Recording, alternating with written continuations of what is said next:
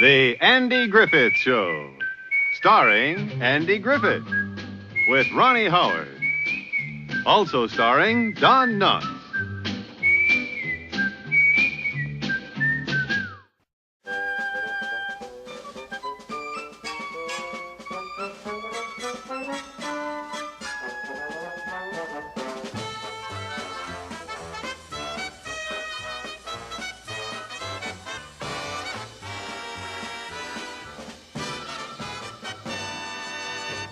I'm Johnny Spade, the new Ohio Valley heavyweight champion with the pretty new belt around my waist. Hi, I'm OVW official Josh Ashcraft. Ladies and gentlemen, you're looking at Triple Threat Talk. I'm Dean Hill. This is Ricky Chevy, and I'm the blue collar millionaire. I'm Mr. Peck. God, that's great every time. Spectacular. We're the Bronis brothers. I am the One Girl Revolution, Taylor Hendricks. This is Brandon Espinoza. I'm the assassin. I'm Bruno Raul Limata. I'm James Moose Thomas. I'm Shiloh Jones. My name is Ron Head. I'm the announcer for OVW. I'm Jamin Olivencia. I'm Alex Silva. I'm Rocco Bellagio. I'm Kerry Bodie, the Ohio Valley Wrestling fan advocate. Raphael Constantine. I'm Rand Perez. My name's Muhammad Ali. Baez. I'm Paradise. This is Jack Black. This is Ohio Valley Wrestling. Referee Chris Sharp. This is Sexy Sean Casey. I'm Chris Silvio. This is Michael Hayes. This is Jason Wayne. And I was going to tell you right now to make sure you listen to Triple Threat Talk. Boop, boop, ah!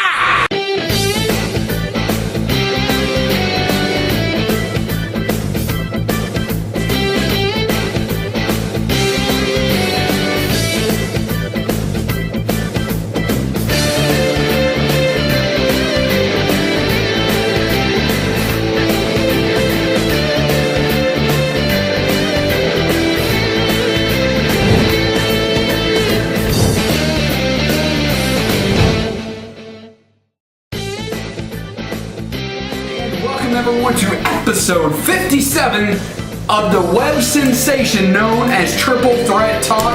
How are you guys? 57, I'm getting tired. I'm getting tired. 57's getting up there. Oh man. Mine's 57. Epic. You need your Metamucil, is that what you're trying to say?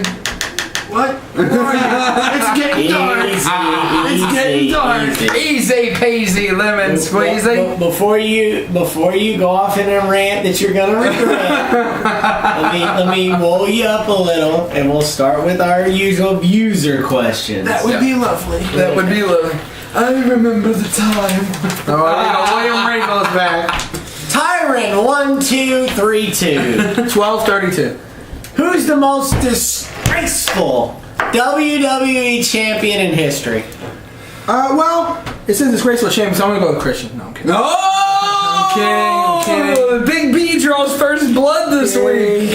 Kidding. But I do think he meant WWE or world champion. I have to say Jack Swagger because the point where they gave him the belt, it seemed they were pushing him in a certain direction where they wanted him to be, a major star in the company. But then he won the Money in the Bank, which people didn't really understand. He cashed it on Jericho, and he was champion for not very long. And then look at him now. He's, on Ziggler's coattails. He is jobbing to people that he shouldn't be losing to because he's got athletic talent. He's just very boring in the ring. He has no charisma whatsoever to speak. He has no mic skills whatsoever. He sounds like Sylvester the Cat. Yeah. I just think Jack Swagger was given the belt at the wrong time, and I just don't think he has the charisma to be a champion.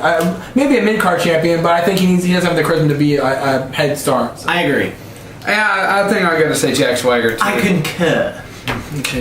It also depends on the meaning of the term disgraceful, because you could say, who outside of the ring is the most disgraceful, right. or you could say who in ring just didn't make sense, right. So I think this consensus here is definitely in ring and probably Jack Swagger. And it's nothing against Jack Swagger. I think he's got good potential. Right. It's just I think it's more like what Big B said, and the fact that they gave it to him way too soon. They should have built him up a little bit more. I would not be opposed to having Jack Swagger be a champion in the future when he's a little bit more ready. I will say that. He needs the charisma. That's the thing. He needs to get over a little bit more with the crowd. He's got great wrestling talent. I do like it. He actually, he's one of the people that has a strong amateur wrestling background, and I want to see people like that succeed. Right. Well, if you're talking about disgraceful outside of the It's got to be ring, Randy Orton.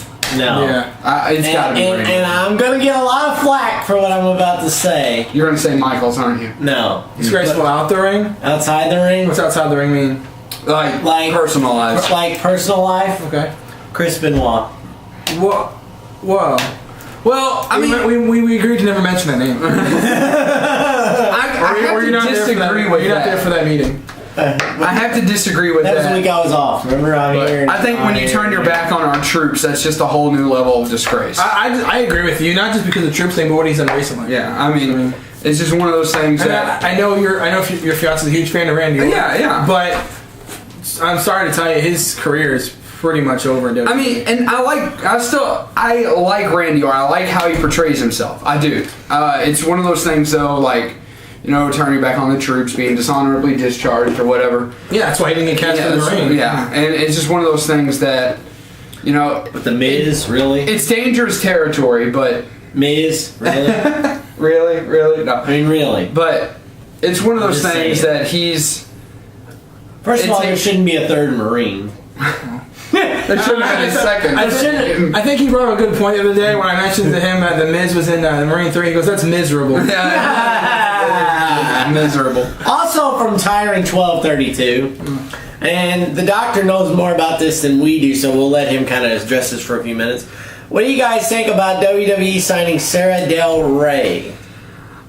It's good. Be careful. Yeah. It's good and it's bad. And it's good for one reason. Because Claudio Castronoli is there already, working in, of course, they were the kings and queen of wrestling in ROH. Yeah, in ROH. And Sarah Del Rey, she can get a little bit rough with some of the divas. There have been a couple moments in the ring where you can tell stuff went down that shouldn't have gone down. I'll stop and say that because I know a whole lot more about the situation than I should probably let on to or say.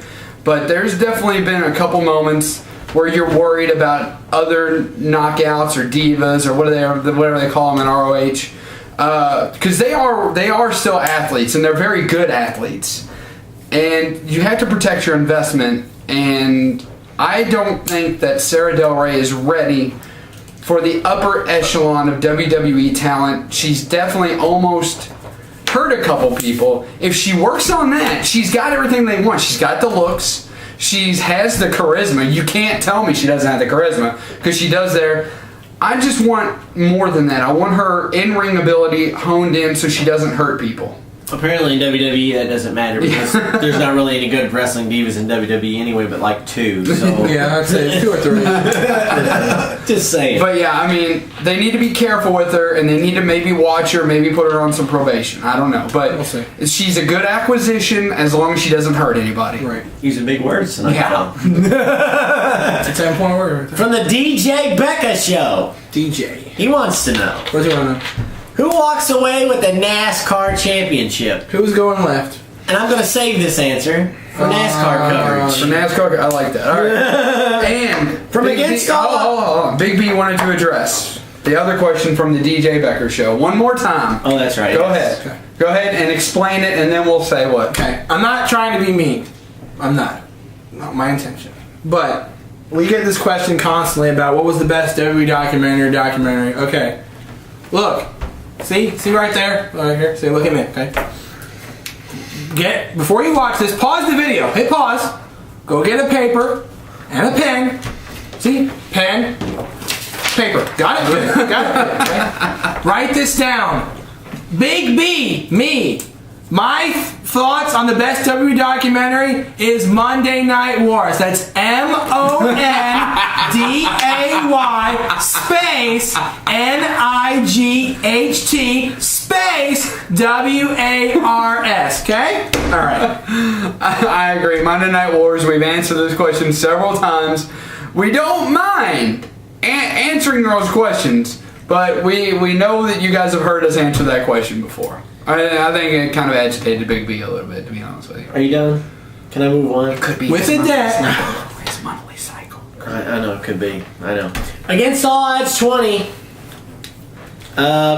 he has some thoughts about ROH, some questions, and we'll just come out and tell you against all odds 20 as a group, as a whole. We don't have time to watch ROH. Not only that, but ROH does cost money to watch online. Yeah, so. And I mean, I guess we could go back and watch it on YouTube. It's not in the budget. It's not in the budget. I mean, what budget? between watching sports and WWE and going to OVW, and we all actually do have real jobs, believe it or not. I do. Our schedule is tight fit. Plus, being a married guy, an almost married guy, and a homebody. You know, it kind of. We're busy, so we don't get to check out as much. But when he's home, he's working on DWA stuff. That's right. And if you missed it, this past Tuesday, DWA Voltage. You guys just DWA Voltage. You guys just can't stop talking about me. I love it. What? On Voltage. Yeah. That's all the first and second part was. You're on Voltage. Huh? I wasn't on there, but I was mentioned on it. No, you were not. Okay. From Richard Obi-Wan Kenobi. Oh boy.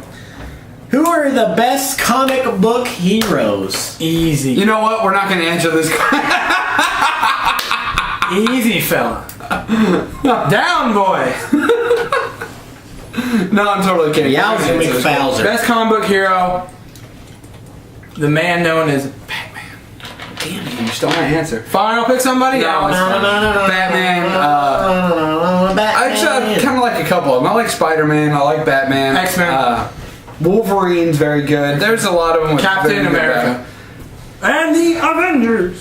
But yeah, I think when you talk about the best, I mean, the best stories are definitely Iron Man, Batman, Spider-Man, and Wolverine. I think the thing about Batman that's really good is everyone can relate to it. Yeah, everybody can relate to Batman. And the fact that, what's that old saying, like when they talk about the comics, like, if you give Batman enough time, he can beat anybody. Yeah. And the next DC animated movie explores just that. It's The Dark Knight Returns, not The Dark Knight Rises, but The Dark Knight Returns Part 1. That's next week. In which he deals with the mutants and the return of Harvey Two-Face Dent.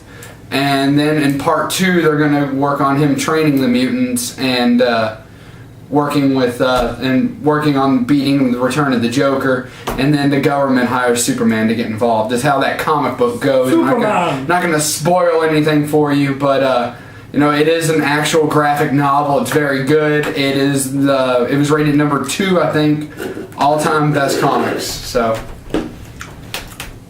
I would have to go with Garfield. I knew he was going to say that. And he's going to go like Garfield, Archie, Peanut, Dilbert. Charlie Brown's epic. Dilbert's epic. Dilbert Corsi. Blondie, Beetle Bailey, Hagar the Horrible, Marmaduke, Dennis the Menace. As Kenny Bowen calls him, Dilbert Corsi. Dilbert. From the Buck and Five. Buck in.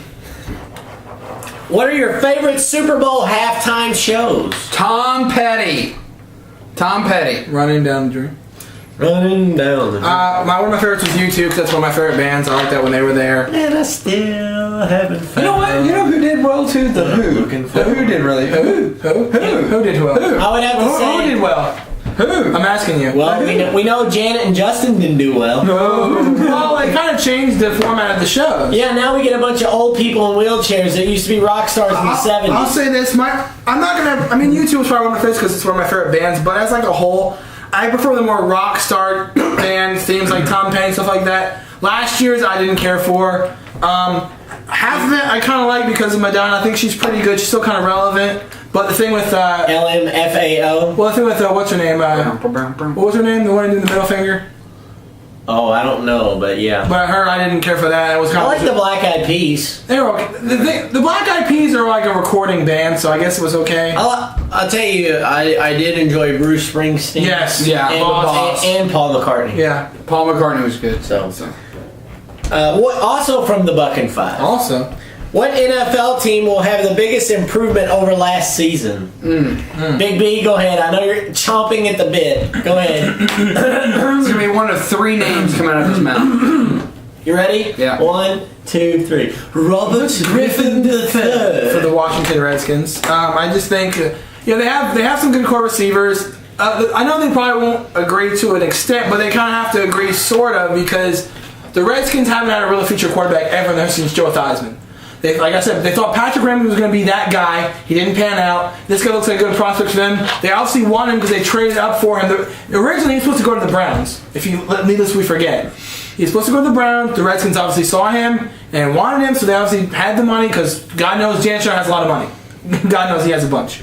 So they wanted to trade up to get him, and I think they're going to be a very big improvement. He's obviously under the most scrutiny. I'll give him that. There's no one under the microscope more than Robert Griffin this year for that team, just because of how successful he was in college and how much pressure is on him to lead the Redskins to, if not playoffs, winning the division. Playoffs? I've got two possible answers. Yes, I'm not ready to say they're going to win the division. Oh my God! But the Redskins are definitely going to be very good, and I believe also that since they did a decent job in the draft, they can work with some people.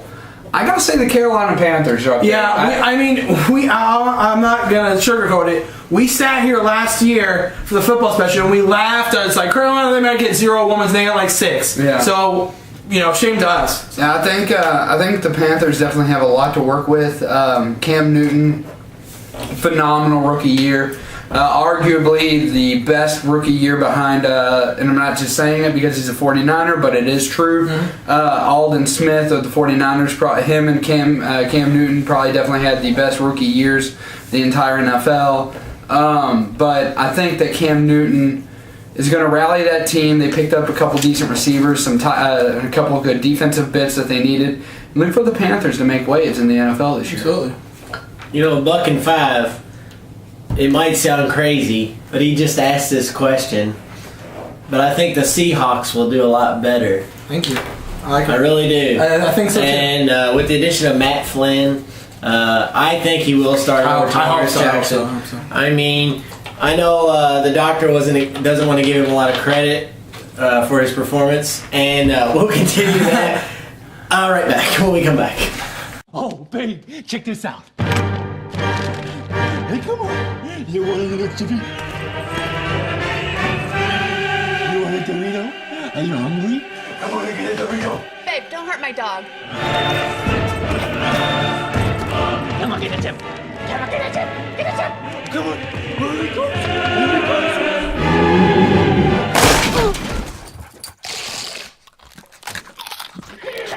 I want the Doritos. Matt Flynn and I was talking about how he had like 7 touchdowns, and you're like, yeah, but that was one game. And No, you're all wrong. Go look at the tape last Didn't he? We're back. No. We're back. Well, actually, you caught us in the middle of a discussion. We're back.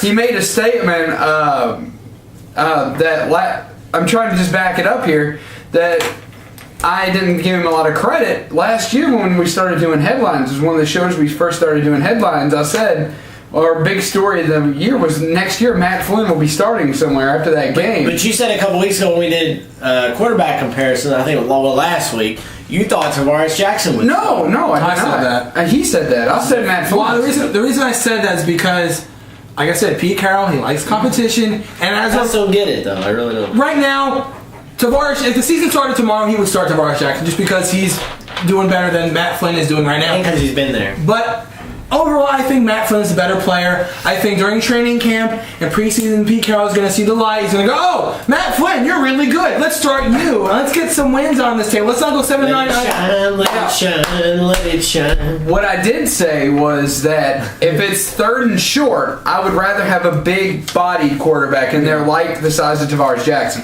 That is true. I don't think you can argue that. Right. I think that Matt Flynn, like I said, last week I did say Matt Flynn would start. I'm sticking by that. He's the one that said Tavares Jackson. But I will stand by the fact I did say 3rd and short, Tavares Jackson is my man. I mean, right now, I said last week that based on what I've heard, Tavares Jackson sounds like the starter. But again, like I said, I think with more playing time and more reps with Matt Flynn, Tavares Jackson's going to take the backseat. Also from the Buccaneers. Oh, again? Again, yeah. What are your favorite finishing moves in WWE history? Shall we demonstrate right here? No. We have a show to do. I like Sweet Chin Music. Yeah. Tune up the band, gets the crowd. That's the one that's a good way, gets the crowd involved, which I like that stuff. Stunner, it's quick. A move that I like that's not in WWE, but probably the greatest finishing move ever, is the Canadian Destroyer, Which is illegal. which might be illegal now, by It's like a Petey pile Williams. driver, yeah. It's absolutely amazing. If you haven't seen it, go to YouTube, type in Petey Williams Canadian Destroyer. It is sick. I remember when Trevor Murdoch did it too. I'm kind of fond of the Powerbomb and of course Sweet Chin music. I'm a big Powerbomb fan. Just something about picking somebody up and just letting them drop like the full length of you. I do like Drew McIntyre's DDT, the finisher. Drew.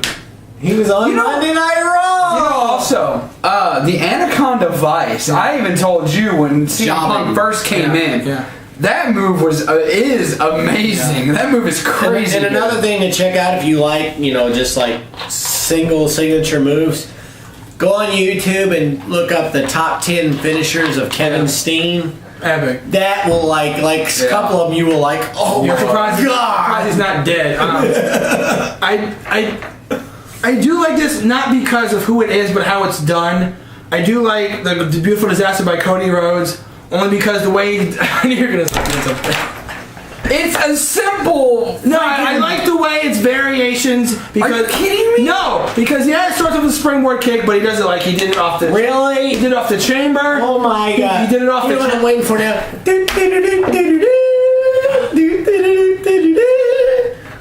Oh my God! Oh my. It's now time for tea time with Cody and Vic. Still, Cody, how was your day? Black and 5, I read your comment, I agree. Guitar Hero 3214. Yeah, Andrew, we're watching. We know. Answer. You're done now. I was going to name one more finisher. cut you off. What's your other finisher? I like the Neckbreaker by Muhammad Ali Baez. All right. What's your favorite aspect of pro wrestling? Pro wrestling? Really? Pro wrestling? Awesome. I like Pro wrestling. Oh my God. Big B. I got him in stitches for saying pro wrestling. Oh my God. awesome. That's almost as bad as bullet and bollard.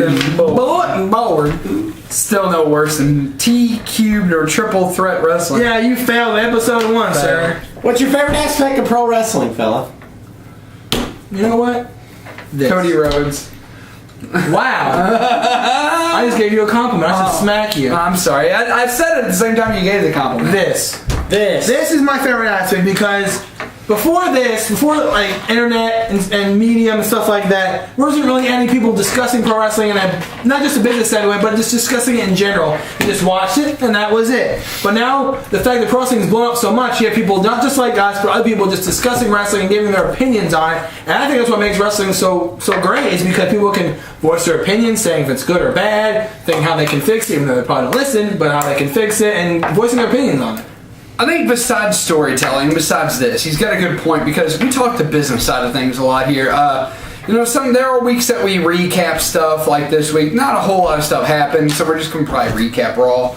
But all in all, we try to give you guys good logical decisions on what things are going on, how it's going on, and where they are likely going next.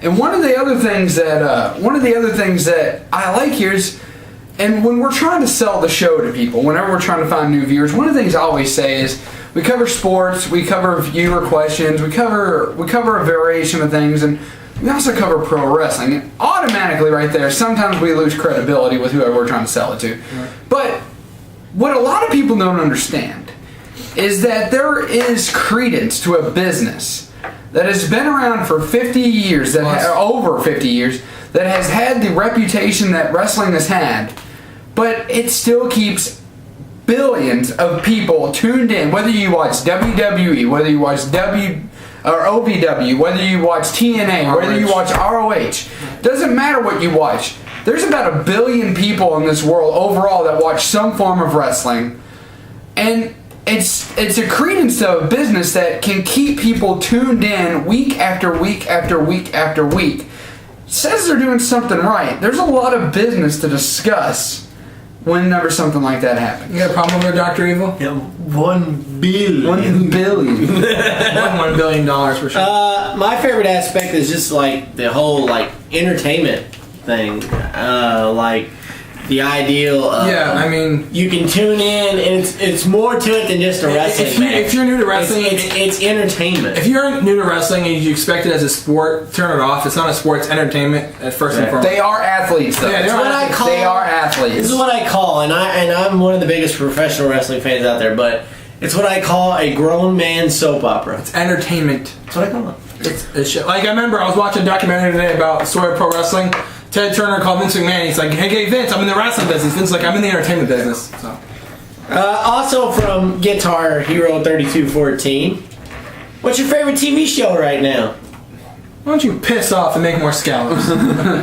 Really? Really? What? Alright, Clement. Wow. I like Hell's Kitchen. He's a big fan of Hell's Kitchen. I like Hell's Kitchen a lot. I mean, my biggest favorite show is not on right now. It's only on in the winter, and that would be Justified. That's the greatest show on TV. In your opinion. It is good. But Hell's Kitchen is definitely my favorite. And tomorrow, or today as it were, since the show later tonight, to get me more specific, Big Brother starts, and as you know, I'm a big Brother fan, so I should be on that this year. Me, the doctor. I would get you ratings. You guys are crazy. And then you can see it's behind you. Right now, I mean, I do like Hell's Kitchen at the moment. Show on HBO called Newsroom. Jeff Daniels, very good show. HBO always produces good stuff. I know he did mention shows that are on right now. I do like Boardwalk Empire, Big Bang Theory, Hell on Wheels, awesome show about the Wild West, Walking Dead, awesome shows. Awesome. He's got me on Justified.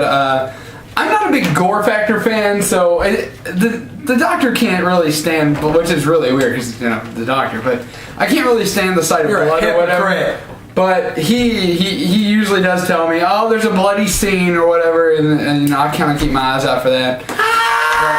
But it's also really weird too, because one of my new favorite shows that I like, it's been on TV for a couple years, but it's...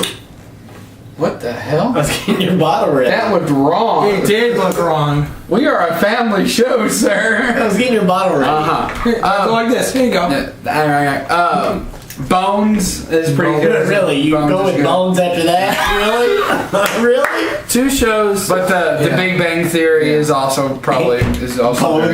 Two shows that aren't on anymore that I really enjoy. Heroes. Okay, well that was another one. I forgot because that's been off for a while. But Fox continues to frustrate me. First, Terra Nova. Oh yeah, Terra Nova. That was an awesome show, and it got canceled for the wrong reasons. It got canceled because it was too expensive. It did well in the ratings for them, but they canceled because it was too expensive. Blah blah blah. Fox has a lot of money. And another show that it's such a fail how the way it ended was Alcatraz. I had one season and I kind of ended it where you're like, oh, I want this to pick up, and then canceled it again. So regarding Alcatraz and Terra Nova, hopefully another network picks it up. So I would like to see those shows resumed. So. From the son of Sis. What's with the Mentos commercial? Mentos, the fresh maker. That's all you got? No. It's your ideal. Tell them. Well, Mentos commercials were popular back in the day. Right? Am I right? Am I right, gentlemen? You're right. And I think some of the premises for Mentos commercials were so ludicrous. That's like the one I showed with the guy. Oh, I'm late for my interview. Oh no, I signed the paint. Wait a minute, I got candy. Oh, I'm gonna roll around this paint. Now I'm all happy again. Really? The CAW interviewer is posing a pretty interesting question. So I'll close our user question, then we're gonna take another break. He wants to test our friendship. I didn't know we had one. I thought we were just... You're Jimmy, right? And you're Gary, right? Right. He wants us to each have to say 3 things about each other. Right off top. So, Big B, you start. What am I supposed to say? I don't know. 3 things that you know well about him and me. Like, go with him and me, I guess. I mean, nothing really I can't say that they don't already know. I mean, maybe there's something that they don't know that you know. No, not really. He's a huge Transformers fan. Okay. I'll say that. Okay, this is something that maybe my people know. Words are cheap, honestly, to be honest with you. But his writing for the DWA has not only made the show more successful, in my opinion, but made it more enjoyable. Because let's face it, when I did the show by myself, it was such a burden. I had to do all the writing and all the matches and all the editing. I still do all the matches and all the editing, but the writing at least takes off a little bit of burden on myself because he's throwing. It's not just like, oh, here, you do the writing. I don't want to do it. It's actually a good idea, so it's not like I have to, just like, oh, I don't want to do it. Just you do it. But no, he puts out good ideas. And I keep mentioning that he needs to go do it because I'm getting mad at him for not going. He needs to go to like OVW and say, I have skills, I have talents, where can I be used? He has talents in writing, he should use them. I think that's one big aspect about him. He's pretty good at writing, he should use it to his fullest. So that's about him. So. I will say that there are very few people that I would like to be standing or sitting here with. Than these two right here. Big B, I mean, we couldn't do the show without him in more ways than one. He does all the technical work and everything like that. That's why we take as much stuff as we can do. Like we're out there usually talking up the show or whatever. But Big B is the man behind the scenes. He edits everything whenever we have an idea or something like that. Like we've got, like at the beginning of the show today with Andy Griffith and a couple other things, just the editing of the situation. We just wouldn't be here flat out if it wasn't for Big B. And also there's a Postmaster here. I would not watch I've always watched Bristol. I told him I always make it a little bit of time to watch Bristol and NASCAR. But I would not watch half of the new sports. Like, he was watching Wimbledon the other day. You got Postmaster watching it. Postmaster messaged me on Facebook and you got to check this out, doctor. So then I started putting on Facebook, that was epic by Andy Murray and all this stuff. I mean, we finally got him. I mean, Postmaster makes you want to watch other sports that you wouldn't necessarily watch, like NASCAR. He can really talk up NASCAR or the other one that you watch, hockey. I would never watch hockey at all unless he started, talking about it. So he knows if you're kind of on the fence about a sport, Postmaster could probably get you to watch it, and that's very good too. And Jimmy and I have had a long history with each other. All good pretty much. But we'll be back after this for Jimmy for Postmaster's turn to tell us what he likes about us to wrap up user questions. We'll be right back after this.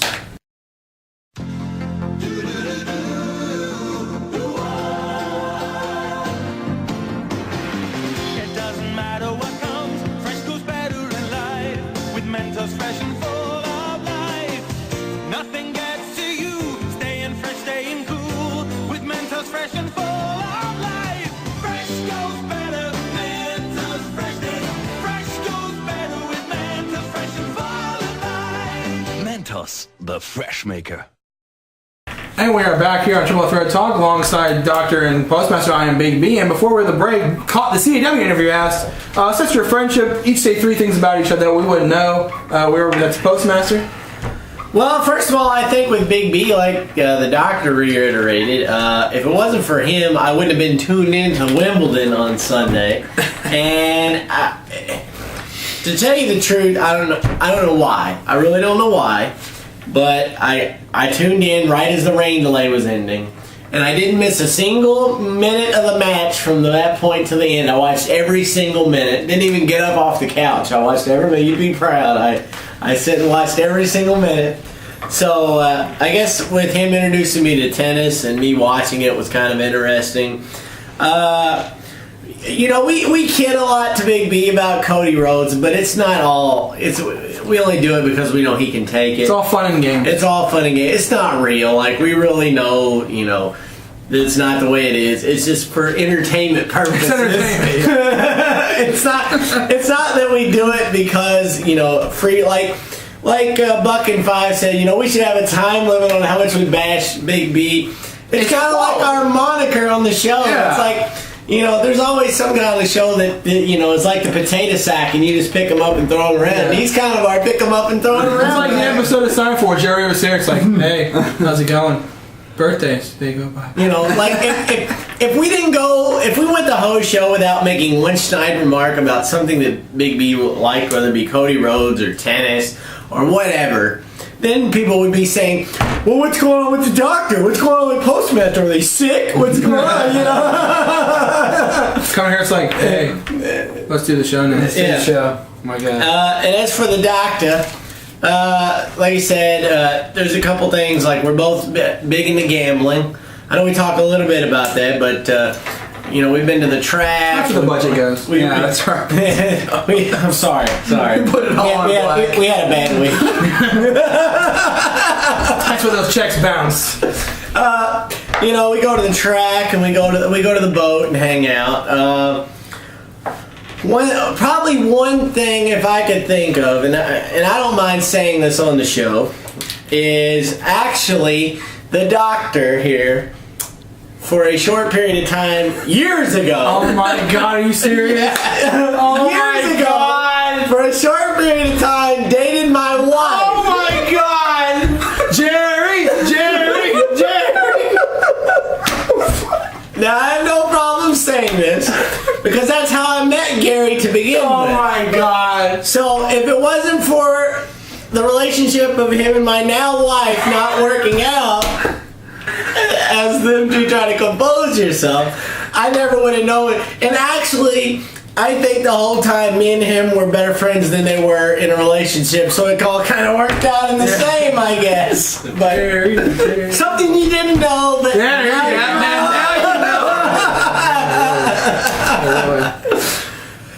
So that's user questions this week, and so now we turn it over to the doctor, as he will know if he can, as he's trying to recover over here. This week's Viewer of the Week. Let's see here. You know what? I don't know. What do you guys think? What do you guys think here? I think it's a toss-up between CAW and Buck and Five. I think it is, and because it was a trip down memory lane, yeah, I'm gonna have to give this week's Viewer of the Week to the CAW interviewer. Absolutely. A lot of good stuff right there. Congratulations to CAW interviewer. You are this week's Triple Threat Talk Viewer of the Week. We're gonna go into headlines here, and but I do want to get a little bit serious for a moment. 1993 was the year. And this is the big headline of the week, and we talked about, if we were doing this show, we wanted to throw this out there. It's kind of hard to talk about because people everywhere are affected by this. June of 1993, at the very first ESPY Awards, one of the greatest speeches of all time was given by one Mr. Jimmy Valvano. He passed away 8 weeks later of the dreaded disease known as cancer. This speech is up there with I Had a Dream, and this was up here with I Had a Dream and 7 years ago. Lou Gehrig's speech. I mean, there's just all sorts of good things about this speech, and we wanted to share it with you guys because it's Jimmy V week at ESPN. The auction is today. Some amazing stuff, by the way. Yeah, way out of our pressure. Yeah, right out of our pressure. But and B, just because of what it is and the message and who it is. So just to segue into it, check it out. It is a little bit long. It's about, I think, roughly 10 minutes, I think. Something like that. It's roughly about 10 minutes, but I promise you it's 10 minutes that you're going to be glad that you watched. I challenge you to watch this, actually, because this is a man who lived what he preached. Every minute of every day. This is why Jimmy V Week is everywhere. This is why the Jimmy V Foundation exists. We're going to take you back to June of 1993, the first ESPYs. The first ESPYs.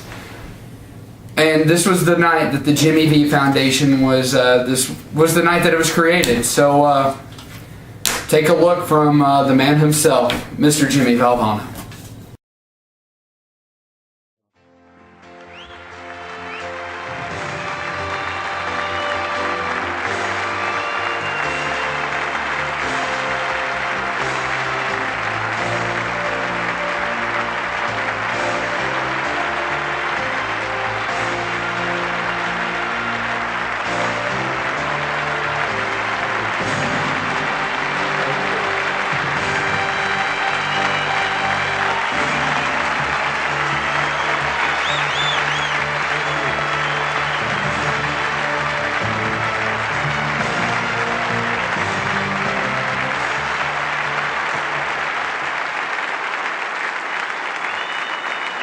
you.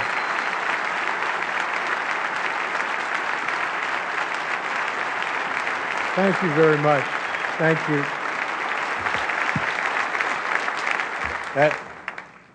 That's the lowest I've ever seen Dick Vitale since the owner of the Detroit Pistons called him in and told him he should go into broadcasting.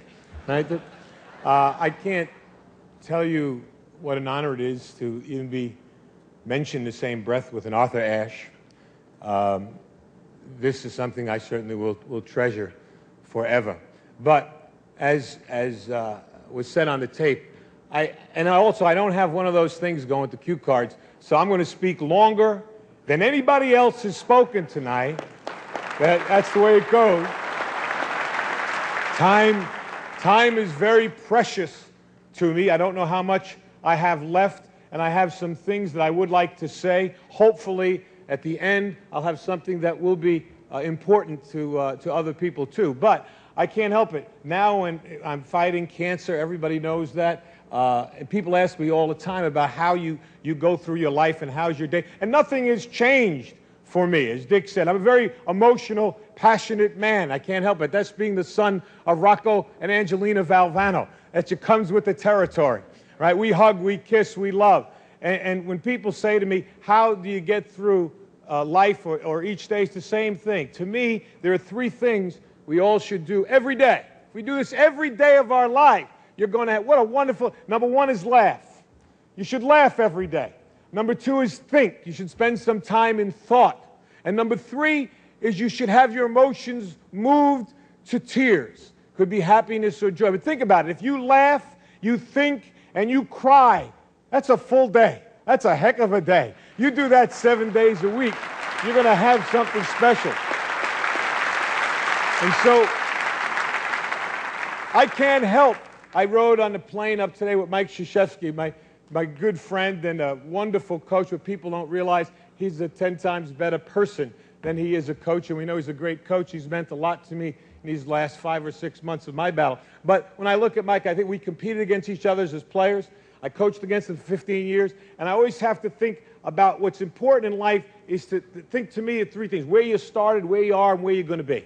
Those are the three things that I try and do every day. And, you know, when I think about getting up and giving a speech, I can't help it. I have to remember the first speech I ever gave. I was coaching at Rutgers University. That was my first job. That's wonderful. And I was the freshman coach. That's when freshmen played on freshman teams. And I was so fired up about my first job. I see Coach Holtz here. What was it like the first job you had, right? The very first time you stood in the locker room to give a pep talk. That's a special place, the locker room, for a coach to give a talk. So my idol as a coach was Vince Lombardi. And I read this book called Commitment to Excellence by Vince Lombardi. And in the book, Lombardi talked about the first time he spoke before his Green Bay Packer team in a locker room. They were perennial losers. And I'm reading this, and Lombardi said he was thinking, should it be a long talk, a short talk? But he wanted to be emotional. He said, be brief. And this is what he did. Normally you get in a locker room, 25 minutes, a half hour before the team takes the field. You do your little X and O's, and then you give the great Newt Rockety talk. We all do. Speech number 84. You pull them right out. You get ready. Get your squad ready. Well, this is the first one I ever gave. And I read this thing, Lombardi, what he said was he didn't go in. He waited. His team was wondering, where is he? Where is this great coach? He's not there. 10 minutes. He's still not there. 3 minutes before they have to take the field, Lombardi comes in, bangs the door open, and I think you all remember what great presence he had, right? Great presence. And he walked in, and he just walked back and forth like this, just staring at the players. And he said, all eyes on me. And I'm reading this in this book, and I'm getting a picture of this Lombardi before his first game. And he said, gentlemen, we will be successful this year. You can focus on three things and three things only: your family, your religion, and the Green Bay Packers. And he like that. And the rest of it, they knocked the walls down. The rest was history. I said, that's beautiful. I'm going to do that. Your family, your religion, and Rutgers basketball. That's it. I had it. Listen, I'm 21 years old. The kids I'm coaching are 19. All right? And I'm going to be the greatest coach in the world, the next Lombardi. And I'm ready. And I'm practicing out right beside the locker room. The manager's telling me, you got to go in. Not yet. Family, religion, Rutgers basketball. All eyes on me. I got it. And now finally he said, 3 minutes. I said, fine. True story. I go to knock the doors open, just like Lombardi. Boom! They didn't open. I almost broke my arm. I was like, you know, it was when it didn't open. Now I'm down. The players are looking. You know, coach, help the coach up. Help him up. You know? And now I did like Lombardi. I walked back and forth, right? And I was going like that with my arm, get the feeling back in it. And finally I said, gentlemen, all eyes on me. These kids wanted to play. They're 19. Let's go. I said, gentlemen, we'll be successful this year if you can focus on 3 things and 3 things only. They said, yeah. I said, your family, your religion, and the Green Bay Packers, I told them. I did that. I remember that.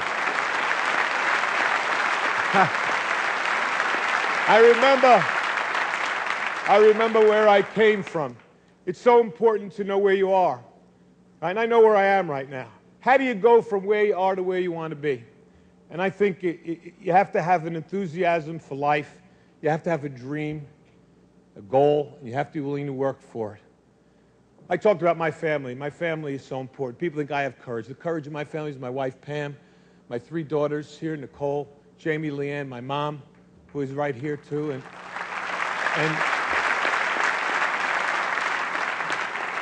And that screen is flashing up there 30 seconds like I care about that screen right now, huh?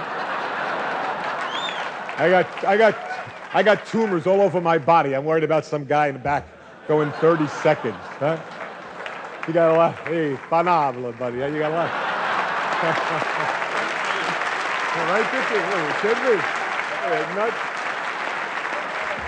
Right there. I just got one last thing. I urge all of you, to enjoy your life, the precious moments you have, to spend each day with some laughter and some thought, to get your emotions going, to be enthusiastic every day. And Ralph Waldo Emerson said, nothing great can be accomplished without enthusiasm, to keep your dreams alive in spite of problems, whatever you have, to be able to work hard for your dreams to come true, become a reality. Now I look at where I am now, and I know what I want to do. What I would like to be able to do is to spend whatever time I have left and to give and maybe some hope to others. All right? Arthur Ashe Foundation is a wonderful thing. And AIDS, the amount of money pouring in for AIDS is not enough, but it is significant. But if I told you it's 10 times the amount that goes in for cancer research, I also tell you that 500,000 people will die this year of cancer. And I also tell you that 1 in every 4 will be afflicted with this disease. And yet, for somehow, we seem to have put it in a little bit of the background. I want to bring it back on the front table. We need your help. I need your help. We need money for research. It may not save my life. It may save my children's lives. It may save someone you love. And it's very important. And ESPN has been so kind to support me in this endeavor and allow me to announce tonight that with ESPN's support, which means what? Their money and their dollars, that they're helping me, we are starting the Jimmy V Foundation for Cancer Research.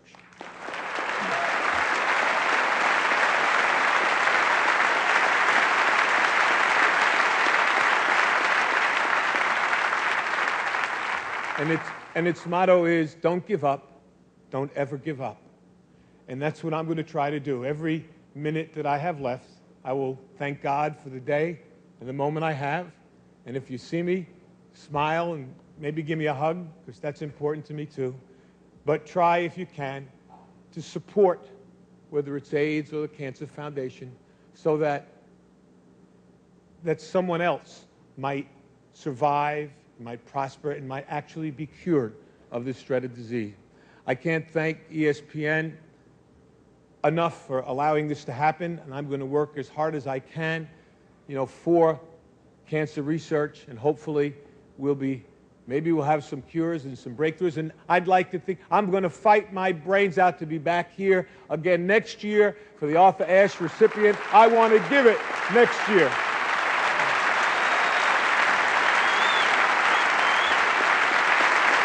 I know I've got to go. I've got to go, and I've got one last thing. I've said it before, and I'm going to say it again. Cancer can take away all my physical abilities. It cannot touch my mind, it cannot touch my heart, and it cannot touch my soul. And those 3 things are going to carry on forever. I thank you, and God bless you all.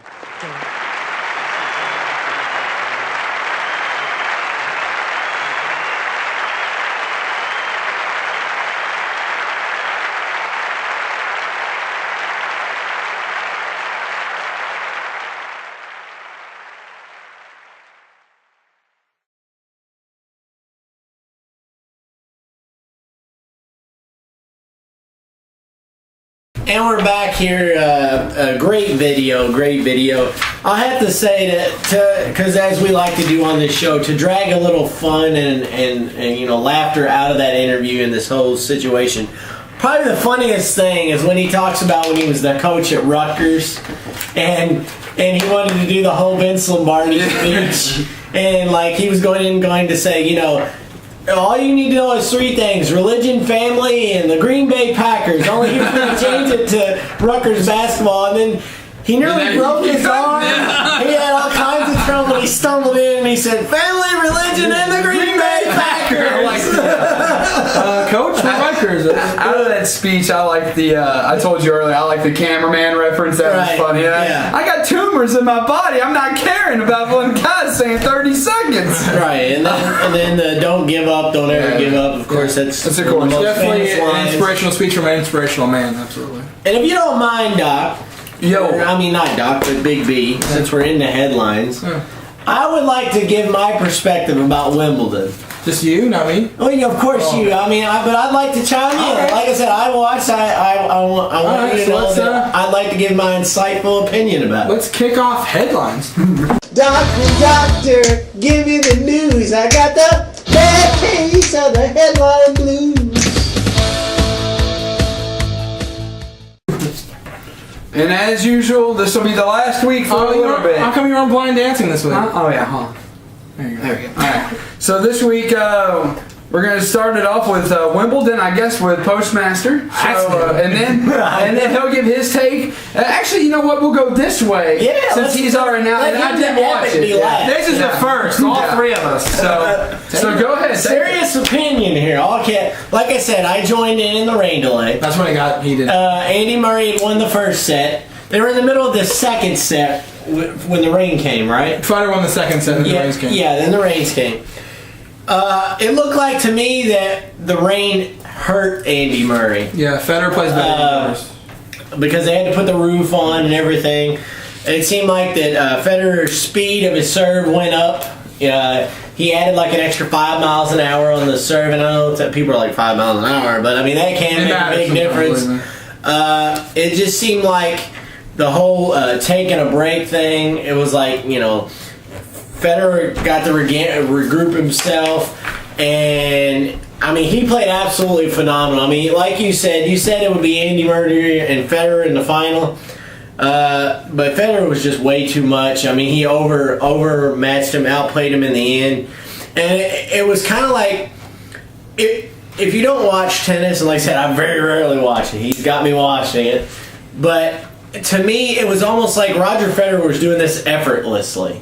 It was like he wasn't even sweating out there. Like, you would see Andy Murray every time he'd serve a ball, he'd have to go over and wipe down with a towel. It's like Federer never uses a towel. And the funny thing is, it's like, Wimbledon's 2 weeks, and sometimes people forget certain things, but, I mean, Federer was 2 points away from losing a couple rounds before in the final. So. And it was just amazing. And then afterwards, I have to say, probably one of the most classiest moments in sports I've seen.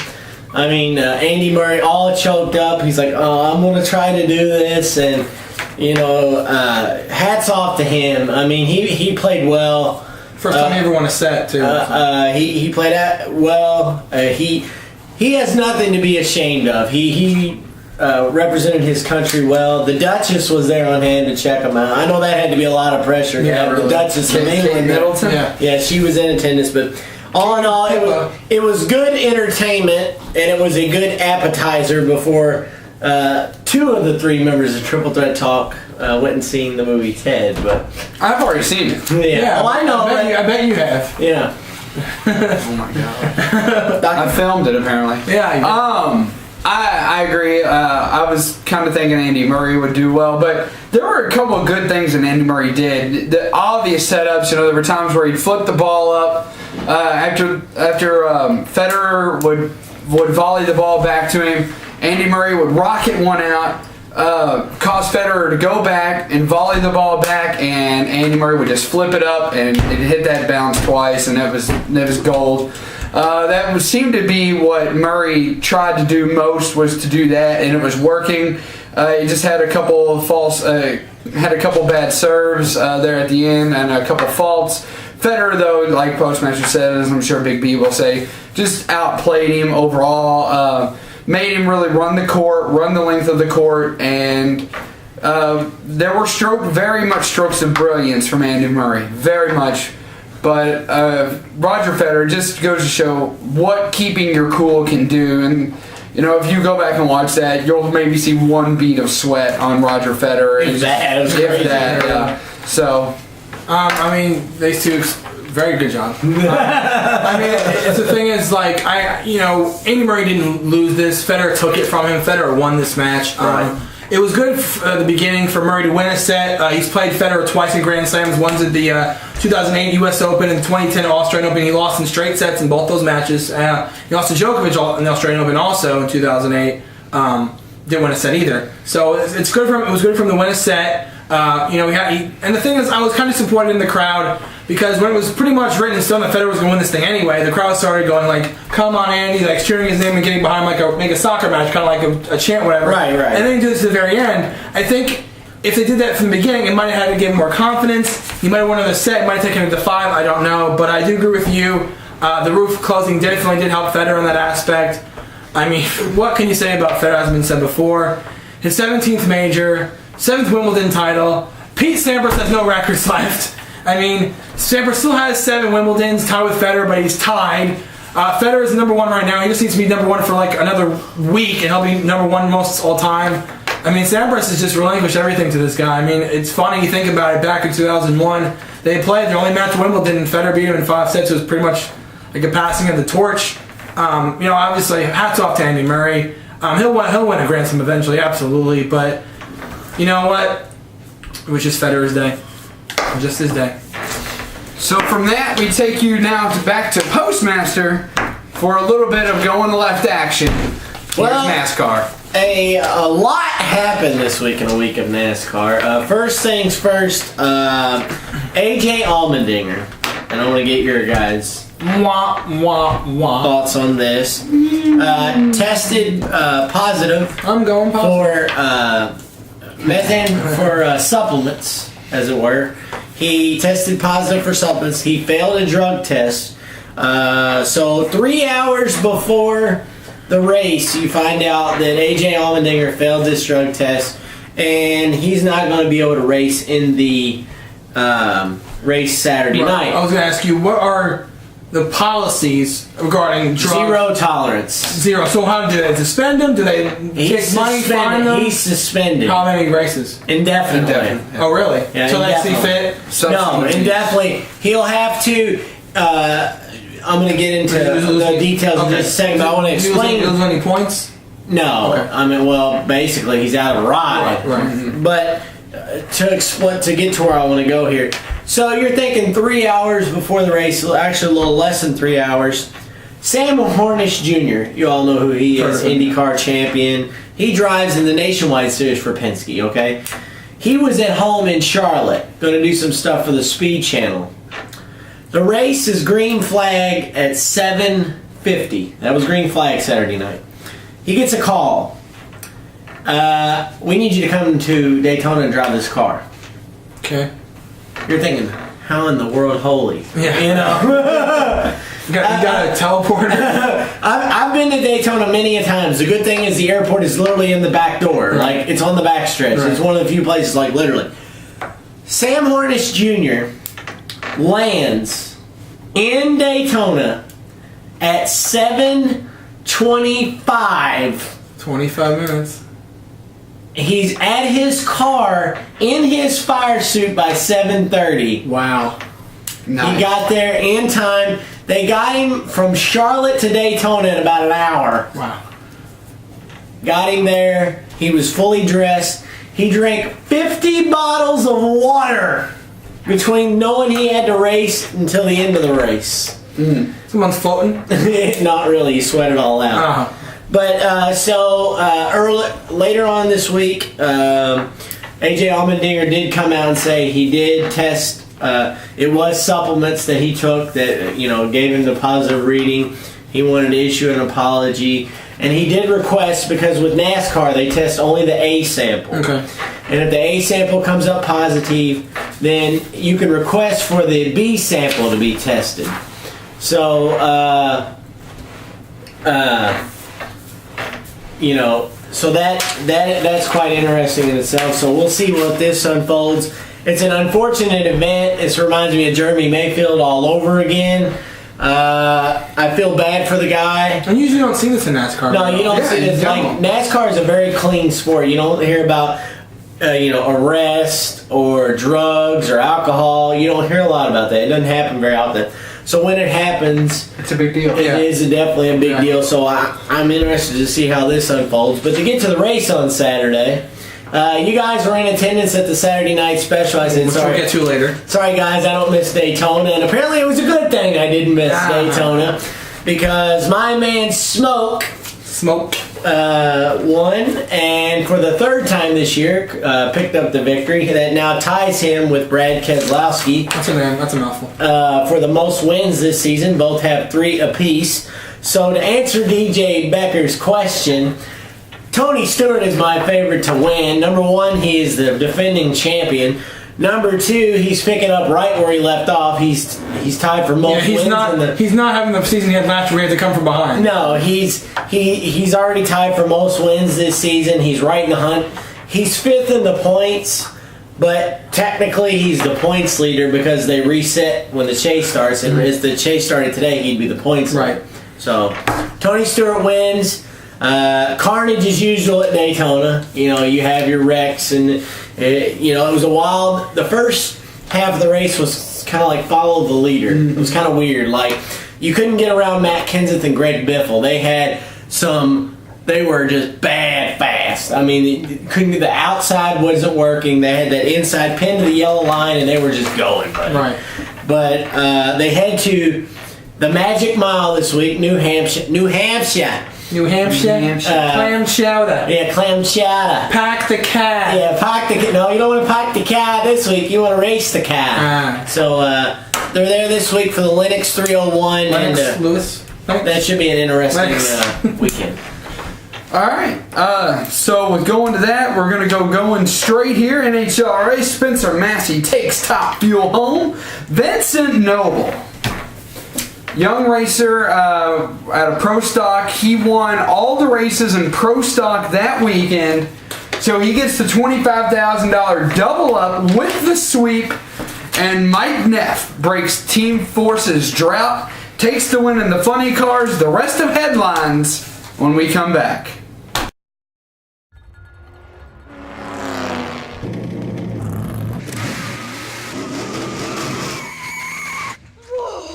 Dad, where'd you get that? Oh, you won't believe what just happened. Don't tell me you got the last Diet Dew. Yeah. I love the taste of Diet Dew. What do you want for it? Deal. Diet Mountain Dew. Yeah, it tastes that good. Hey, Hotshot. Meter's running. And welcome back to Triple Threat Talk. We were making our way through the headlines. We're not going to really talk about this much this week, but there is a story developing with Team Armstrong and Lance Armstrong in the cycling world regarding the bureaucracy of a certain governing body of our own government that apparently has the power to suspend riders indefinitely from the cyclist racing without anything really, without really much evidence or being able to accuse people. That Lance Armstrong is fighting this, and I really want to wait till after Saturday to cover this. So next Wednesday I'm going to go into what's going on, but there is a governing body within the United States government, as if the government has nothing else to worry about, that wants to strip Lance Armstrong because their director has a personal vendetta against him. And it's just not right what's going on, but we'll go out there. I'm going to get all the facts, all the details. We're going to go into it a little bit further next week.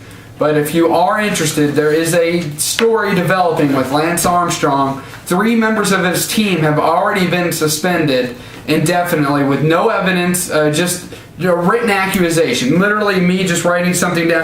Big B, you sold and administered drugs to Lance Armstrong. That's all it is. and boom, this governing body can suspend Big B. That's all it is. So we're going to talk about that a little bit more next week. I want to get all the facts, all the details. And the reason I want to wait till Saturday and then I'm going to end this is because Lance Armstrong has written an appeal. The appeal has been entered. And basically the appeal is due on Saturday to stop them from suspending him. He basically has that time to fight it.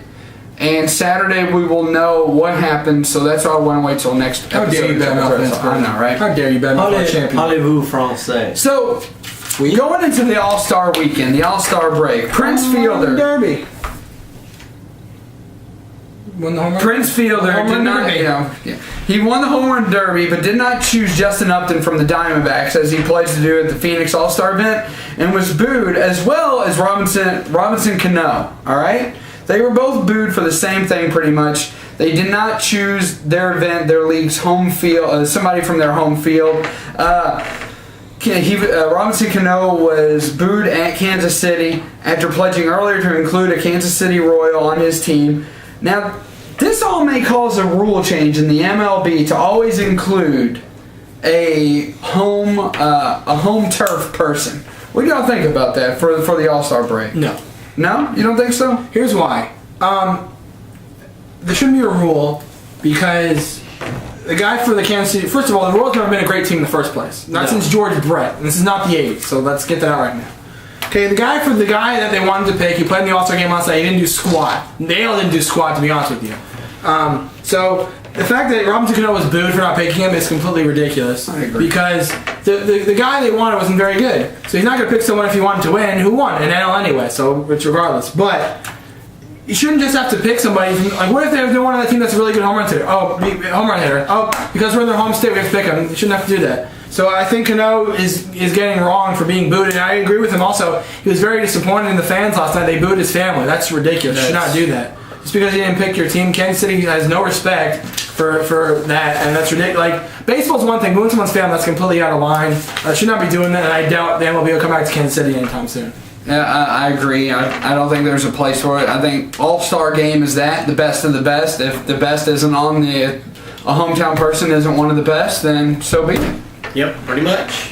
Now we can talk about the game itself. What game? What game? There wasn't a game. There was a game. The San Francisco Giants pretty much dominated. Yeah, it was the Reds and the Giants. Yeah, the Reds and the Giants. Don't forget about R.A. Dickey. 8-0.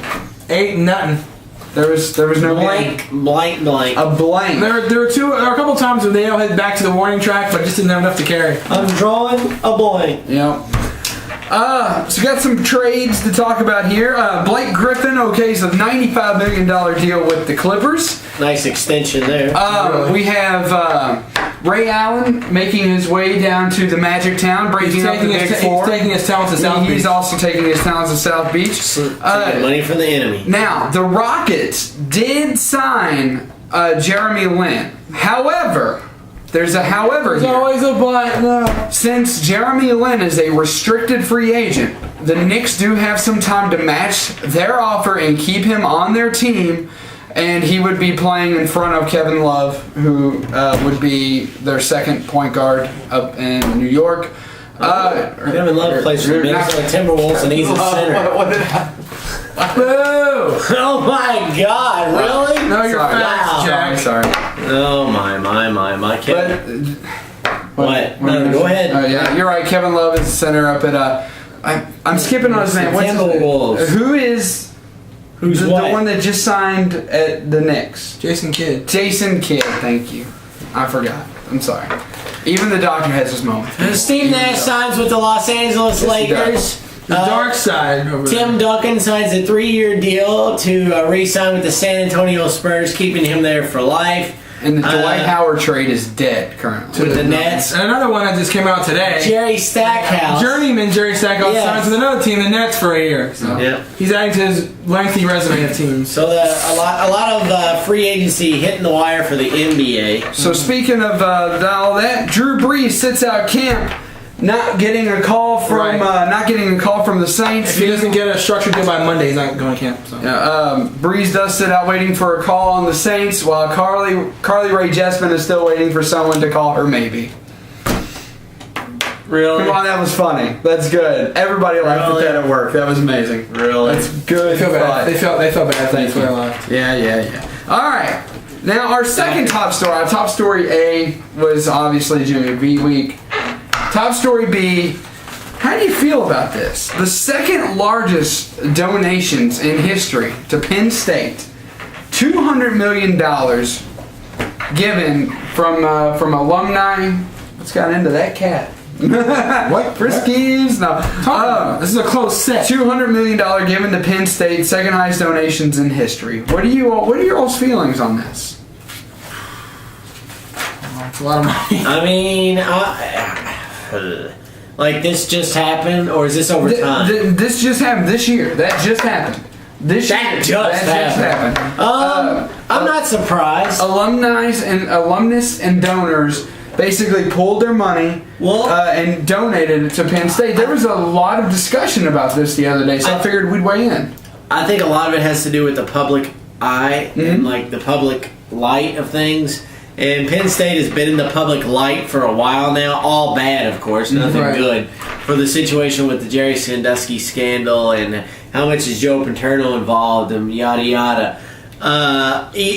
All that negative attention, I guess you could kind of say, brought a positive effect because people are. I think a lot of it too is people are wanting the program to succeed past this. They want, the people at Penn State, the alumni, and the students to go there, and the faculty, and that they want them to see past this. And it's going to take a long time to get over all this. They may not ever get over it. Probably won't. But I think this is the alumni and that their way of saying, hey, we're not giving up on you all. Don't give up on us. Let's continue to be what we were, and that is a powerhouse in football. And let's face it, they suck at basketball. They always have. I don't know why, but for whatever reason, they just never have been that well at basketball.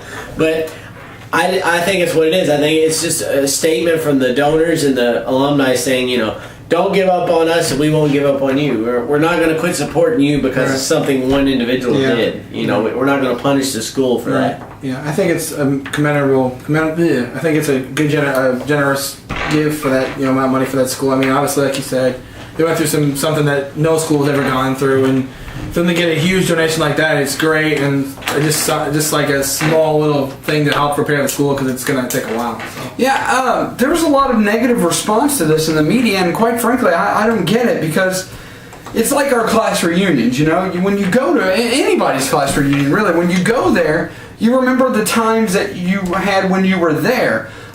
This money is obviously coming from people who've been there, who are well off, who were there when all this wasn't even happening. Of course, Joe Pa was still probably the coach there at the time, but this was probably well before Sandusky and all that.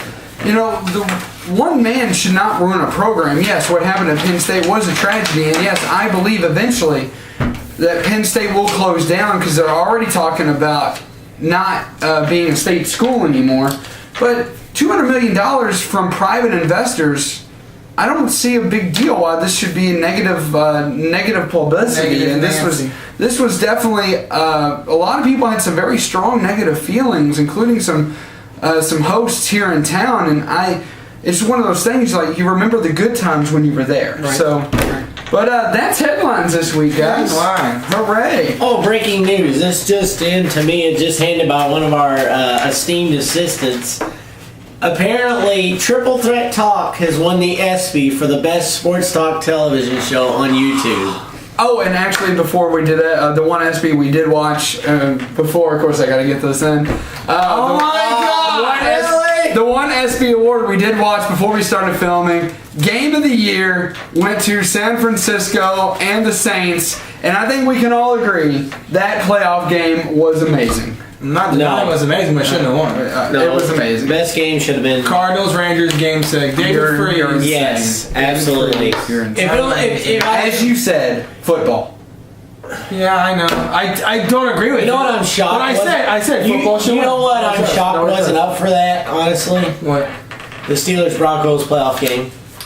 the game wasn't good to the very end. Yeah. But I'm still shocked because of the Tebow factor that it wasn't. And I kind of agree with you that UK U of L should have been on there. You said you said UK IU, which but then you also said final UK four. Yeah. That game should have definitely been on there. It's tough. I mean, they had some right games in there. We'll cover the ESPYs next week about who won and who lost in there. So we have our own ESPYs. And our ESPYs are way more epic. Oh, yeah. It's like the Triple Threat Talk Awards. Oh, those were so stressful. No, I didn't. So this week, we weren't able to get an interview. We got... Well, you know, that's not entirely true. It's not entirely true. Because this guy is just a part of Triple Threat Talk as we are. Yeah, that's true. This guy went into the trenches, and he interviewed a monster. That's right. The fan advocate, Terry Bodie, got in the ring after the... You said monster? Easy there, Brograt. Wow. So, without further ado, the fan advocate, Terry Bodie, goes after the bell and interviews the monster, Abyss. Take a look. On our show? Yeah, take a look. Fans, welcome to this special edition of After the Bell. I'm your host, the fan advocate, Terry Bodie, and with me is someone that you fans have been wanting to know and meet for a long time. My special guest, TNA Impact star, the monster, Abyss. Terry, how are you? Nice to have me. It's a pleasure to be here, man. Thanks for having me on. Well, thank you, sir. First of all, Abyss, the fans are wanting to know, we found out last week before tonight's Saturday Night Special that you've had a relationship with Danny Davis for a long time. Can you tell us a little more about that? Well, you know, Danny and I go back a long ways, almost 15, 20 years now. I came up in the wrestling business in the Kentucky area, Indiana, Michigan, throughout the Northeast, and Ohio Valley Wrestling has been and continues to be the training grounds for the stars of tomorrow. So my relationship with Danny goes back a long ways. We've run into each other, known each other, been in this crazy wrestling business for a long, long time together. And when Danny called me and said he needed a favor to take on Josie and the family, you know, what are friends for, right? Absolutely, and what a shock value, to use that term, that you came in and definitely made an impact here in that match and helping Danny gain control back of OVW. Yeah, it was a special night. It was a night, the Monster Abyss wasn't successful, but when you're in a team game like tonight was, and tonight was a team effort, all five of us helped Spade win that title, and no one's more happier for him than I am. Obviously, the fans of OVW got one heck of a show tonight, and who knows, maybe you haven't seen the last of the Monster Abyss in Ohio Valley Wrestling. Well, speaking of your success, Abyss, I mean, it's well documented both in the videos that you can see and physically on your arms what you have been able to do for the ring for a very, very, very long time and the wars that you've done. But my question isn't necessarily about you. It's about your brother Joseph Parks, if I may. This Thursday on Impact, he's in a Monsters Ball match against Bully Ray, and Bully Ray served you with a restraining order. Can I get your thoughts on what you think's going to happen? You know, I don't have to tell you what a vicious sport that the professional wrestling business can be. People can get badly injured. They can be badly hurt just doing a regular wrestling match. Now we're talking about a Monsters Ball match here, Terry, okay? I invented the match. The match is named after me. They call it the Monsters Ball because of the Monster Abyss. And look what's happened to me in Monsters Balls, huh? Each one of those scars has a story, and each one of those stories didn't end well, whether I won or lost. It's not a matter of if you get hurt in the Monsters Ball, it's a matter of when. And my brother Joseph has bitten off more than he can chew. He's been like that since he was a kid. Always stepping in and opening doors that he shouldn't open. And now look what he got himself into. Thursday night on Impact, little brother, I warned you to stay away from Bully Ray. Remember the fire that I talked about? It was him that I was talking about. And now look what you got yourself into. And I can't be there to help you this time. It seems that Bully Ray might have outlawyered my little brother. So all I can say is this, Toby, I'm not allowed to be ringside. I can't even be within 1,000 feet of the impact zone Thursday night. So little brother, you got what you wanted. But you know that old saying, watch what you wish for. Because Thursday night, you're on your own. Good luck, little brother. Good luck. Fans, that sums it up. This Thursday on Impact Spike TV, you're going to see a Monsters Ball match where Joseph Parks will take on Bully Ray. Tune in to check that out, and tune in to check out what's going to happen next week on OVW Wrestling. For the Monster Abyss, I'm the fan advocate Terry Bodie, and I'll see you at the shows. And we're back here on Triple Threat Talk, and as you can see, a very epic interview by one Terry Bodie. Thanks a lot for that. Thanks for letting us use that. Yeah, thanks for letting us use that. So, Abyss on Triple Threat Talk. How about that? That's pretty good. That is an After the Bell interview that you can find on the fanadvocate.com. Terry Bodie. He has all your OVW insider news and more interviews after the bell. Just check that out on his fan page if you so choose to. So epic stuff there by Mr. Bodie. Mm-hmm. Good stuff. As usual, we want to thank everybody at Ohio Valley Wrestling for everything they do, especially for letting us use that interview. And also, check out Terry Bodie's page, fanadvocate.com. And we're going to cover OVW here. Right. The Saturday night special. What do you think? Well, instead of usually we cover the TV show week to week, this is pretty much this week just building up to the Saturday night special. I thought Saturday night special was very good. Yes. I missed a hell of a show. It was very hot in there. I was baking. It's like they didn't believe in air conditioning. I feel like I was sitting in an oven. It was insane. You were like a clam. A baked clam. St. Louis. By the way, speaking of clams, there's a weird video out of somebody that left a clam on a salty table. Yes! It's on Dan Levin's heart. It's highly questionable. And the clam starts licking the salt off the table. Why is this relevant to OVW? Because he said clams. So, anyway.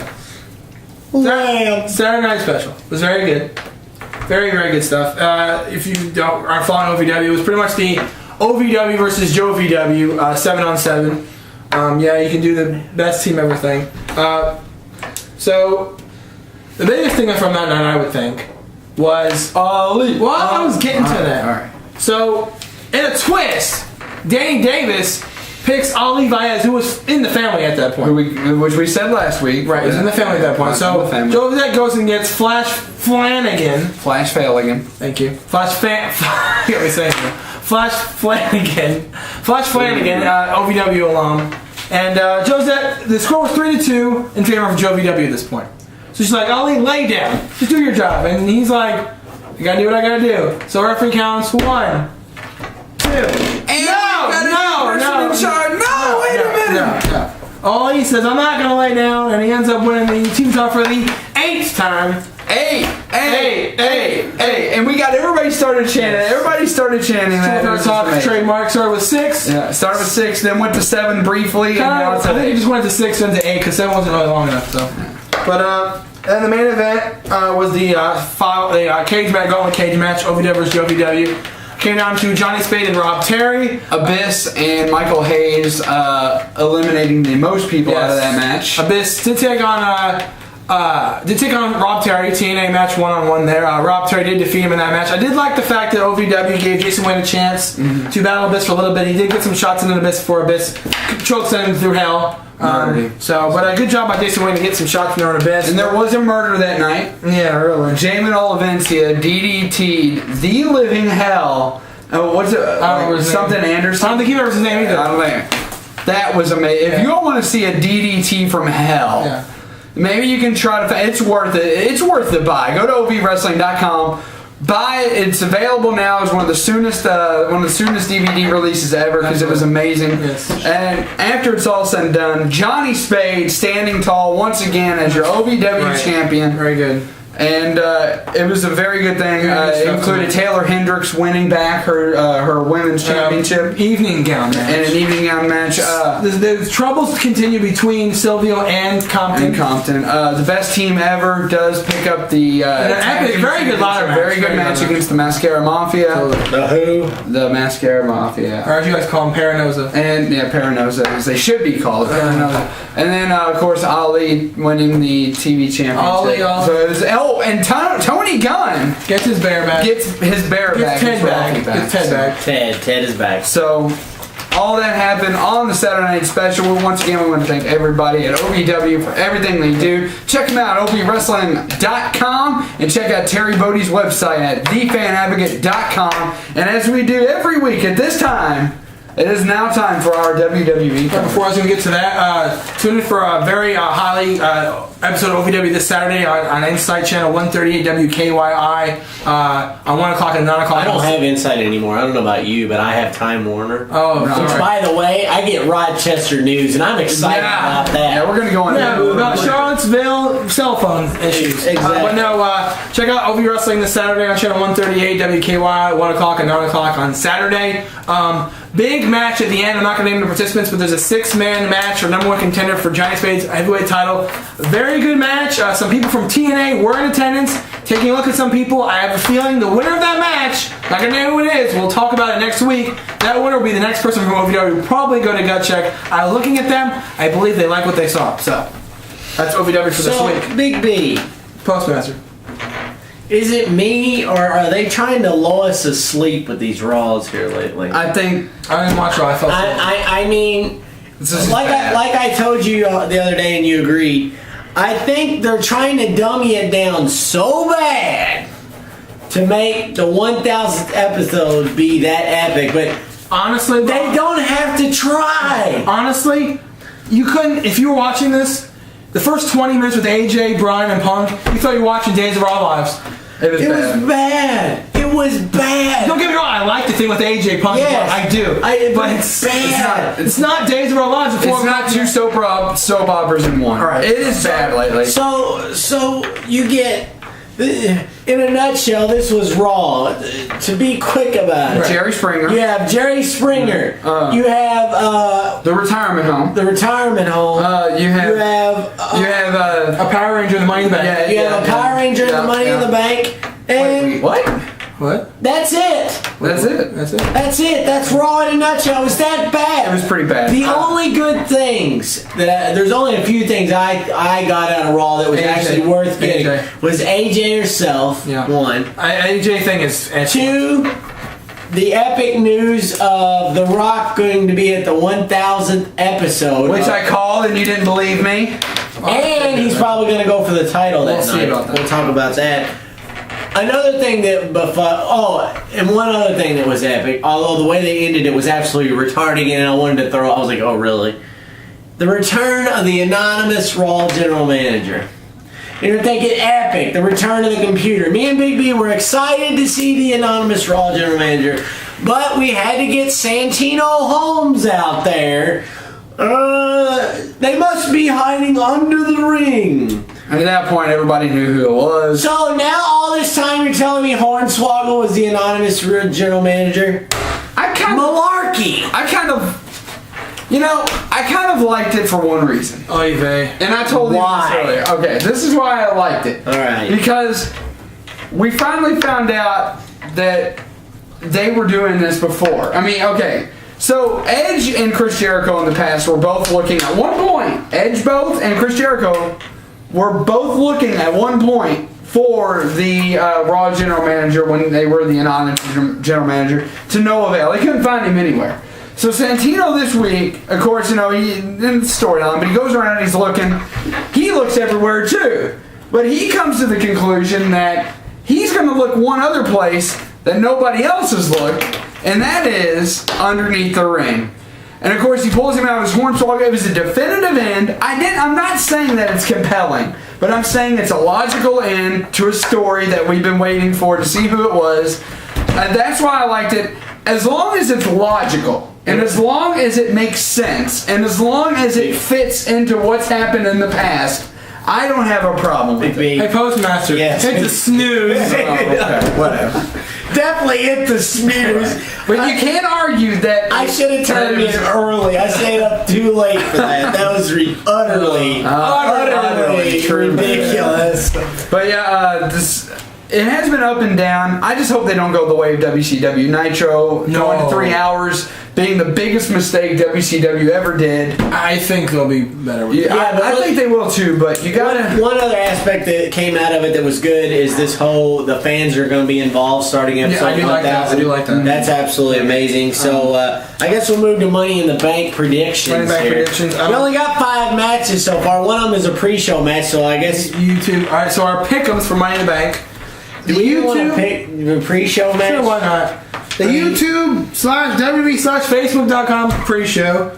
This I don't get. This is definitely something straight out of the WWE Diversity program. R-Truth and Kofi Kingston take on Hunico and Camacho, and the titles aren't even on the line. From what I found out. I'm taking Hunico and Camacho because the titles are not on the line. I don't think Hunico and Camacho are big enough to beat the champions. I'm going to go with Kofi and R-Truth. I go with Kofi and R-Truth.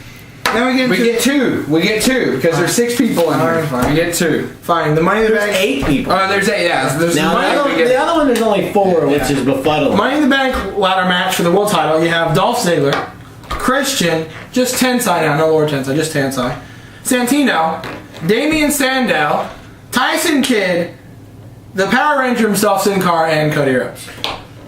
I'm going to take Ziggler. Okay. And I'm going to take Damian Sandow. Wowzer. Okay, go ahead, Postmaster.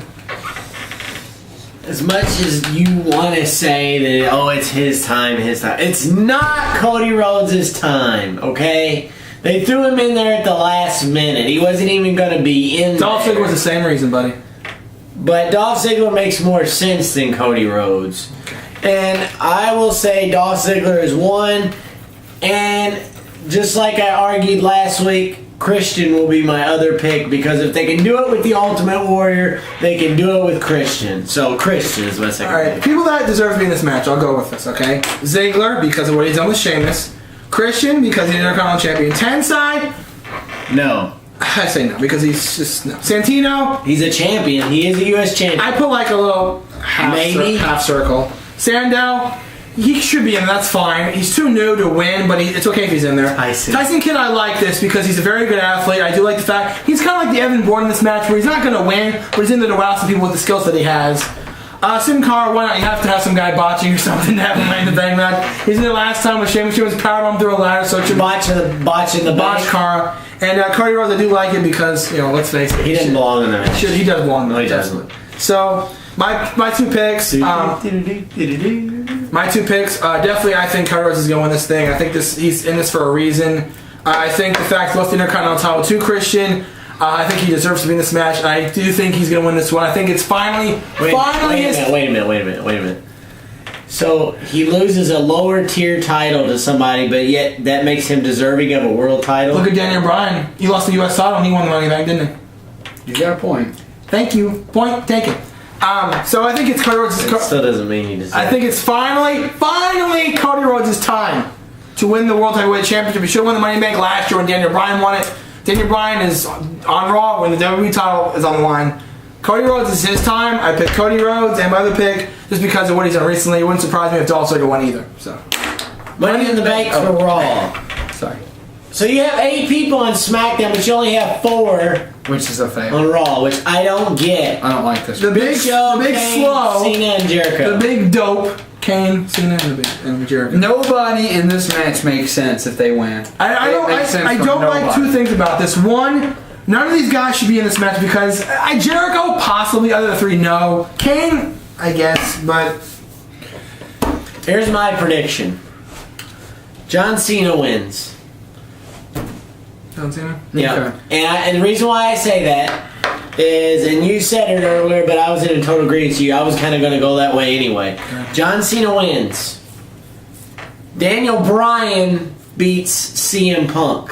I'm going a little ahead here, but hear me out. John Cena comes out, cashes in Money in the Bank, wins, sets up John Cena versus The Rock at SummerSlam for the WWE title. We shall see. As for me, I'm gonna throw Big Show and Cena out there. I want to pick Cena just because what he said. That was kind of my idea, but I really don't see it now. I'm thinking about it logically. I'm gonna have to go with Chris Jericho. I think he's coming back. I think he's gonna probably get. Leaving. He's leaving again. Well, he's leaving again. That's why I don't pick. If he wasn't leaving and we knew for sure he was leaving, I would have said Jericho. But the fact that we know he's leaving is why I say Jericho wouldn't win. This is a tough one because I'm trying to think of a logical point to who will win and if they're gonna cash in that night. Or they're going to cash in later down the line. Well, Big B makes up his mind. Right. I'm going to not be dead air here. I'm going to say it's 50-50 between Show and Cena.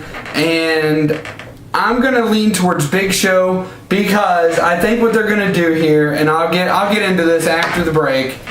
We'll be back here on Triple Threat Talk. Hey, Nick Dinsmore here. Do you have the dream of becoming a pro wrestler? Well, I did, and I came to Ohio Valley Wrestling. Join the Nick Dinsmore Pro Wrestling class today. I'm a former WWE superstar. I'm a former 9-time Ohio Valley Wrestling heavyweight champion, and I can train you to be the best today. For all the information regarding the Nick Dinsmore Pro Wrestling class, go to obwrestling.com and click on school. Join the Nick Dinsmore Pro Wrestling class today. obwrestling.com, click on school. And we are back here. The doctor's making his pick for Money in the Bank. Last segment here, Triple Threat Talk. I think what they're gonna do is the Big Show. They've been setting him up, and I think they've been setting him up to fall. I think he's probably gonna be the first person who cashes in that loses. I think the Big Show does win this match, though. I think they may want to do something again with Punk. And now I'm thinking about it. I'm gonna go with John Cena. Maybe Punk and Cena feud again, possibly. I'm gonna go with Cena. All right, World Heavyweight Championship. Gotta go with the gut. Sheamus is the champion versus Alberto Del Rio. What are your thoughts? I don't see Del Rio winning the title right now. I just don't. They're really high on Sheamus. Although I did mention earlier that if whoever wins the Money Bank for SmackDown cashes in, I would see them winning, Del Rio winning the title, then getting over on Del Rio. I don't think they want to get over on Sheamus, but I'm thinking the Raw person's going to cash in on Money in the Bank. SmackDown person's going to keep it for a little while, so I think Sheamus holds on to it. Sheamus wins. Part of me really wants to say Alberto Del Rio. Well, that party, you better make a decision. I think I am. I'm going to say Alberto Del Rio. All right, this is a different one this week. WWE Championship. CM Punk versus Daniel Bryan with AJ as the special guest referee. Yes. Who does she cost the title and who walks out the champion? Yes. I think there's going to be a point in the match where not just one of them, but both of them try to get her attention and go in and get them to go in their favor. Right. I really don't see Daniel Bryan becoming champion again. I really don't. I think Punk holds it for a little while longer. I agree. I think CM Punk wins, but I think he may win, but it may be a quick end because I think whoever wins Raw Money in the Bank is going to interfere and cash in right then and there. So let's pick them for Money in the Bank. Should be interesting, as usual. So, probably not as interesting as last year's, though. Last year was a rarity. So that's our wrestling coverage, and we're going to do Idiot of the Week. Idiot of the Week. And I think we may be in agreement on this. Let's do it short and sweet. Not much short and sweet. Basically what's going on is Time Warner's taking over here locally, and now, as Postmaster alluded to earlier, we get news from the awesome city of Rochester, New York. No offense to any viewers out there from New York. Newsflash. We live in Louisville, Kentucky. Why do I want to see it? If you live in Rochester, New York, awesome, fantastic. Yeah. We're probably seeing the news that you're watching on a daily basis now. It's like, really? There's a cell phone conundrum in Charlottesville. You're like, okay. There's traffic down on the Manhattan. So, okay. Basically, WLKY here, our local CBS affiliate, was holding out kind of like Fox was earlier, and redoing all these contracts. I said on my Facebook earlier this week that everybody deserves a little bit of a raise. They're asking for a penny a household. Fox was asking for 2 cents a household. Right. WLKY, I think it's not. like I said, I think Fox deserved it. It wouldn't raise cable bills because it's going to be footed by the foot of the advertisers. There's no reason for them not to get this raised. Time Warner's just throwing their weight around, and as I told Big B last night, what I guarantee you is happening is somebody at Time Warner is really good friends with the CBS affiliate in good old Rochester, New York, saying, hey, you guys want about another 1 million households? We can do that for you. Take away. And another thing I was going to say, if you don't have Insight or Time Warner, and you have Dish, Dish last night just lost all channels owned by Viacom. Yeah. Nickelodeon, MTV. If you're a TNA fan, Spike TV, that's not happening anymore. Viacom won a lot of money from DirecTV, and DirecTV said, we're not paying you that much money. So if you are DirecTV and anything you like on Nickelodeon, Spike, MTV, Comedy Central, you're out of luck. All I know is if I don't get my weather from Jay Cardosi very soon, I'm going to be a very unhappy man. We got to know what Jay says. Because if we don't know what Jay says, our day is not complete. Yeah, if there's that's another big issue. I didn't think of this till just now.